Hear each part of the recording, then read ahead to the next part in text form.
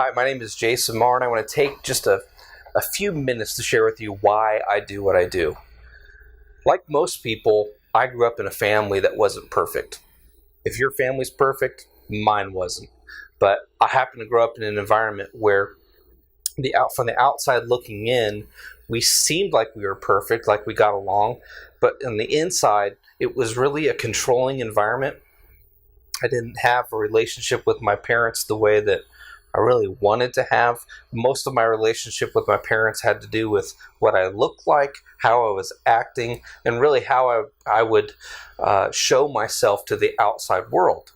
So you can imagine my relationship with my dad was one of, hey, you need to do this better. You need to do this better. Here's where you're wrong.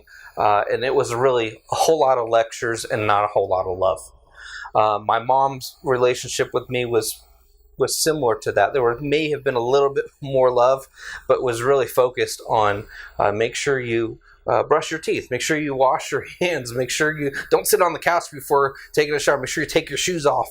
So there were things that it was very difficult in that type of controlling environment to gain a lot of emotional connection with my family. So what that did for me growing up was that it pushed me to seek attention from people.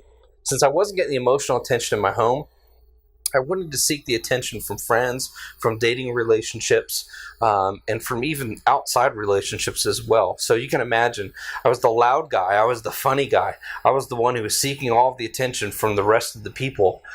Made me very self-focused and very unintentionally destroying the relationships that were around me. It was impossible for me to have a healthy dating relationship. Because in those relationships, if the person I was dating was getting attention from other people or seeking attention from somebody else, I would rage with jealousy and destroy that relationship. And after destroying that relationship, I would just get into another one. And that cycle kept happening over and over and over again. And it affected not only my relationships, but affected the way that I did work as well, because I never broke out of that cycle. Now, I was involved in an organization where I was on the verge of getting fired because I was repeating this cycle once again. And the leader of the organization realized that he wanted to invest in me rather than let me go. So when he wanted to invest in me, he hired me a coach to meet with me, to find out what was really going on inside of me, but not just that, but to relate with me and to give me a different perspective on what I was struggling with.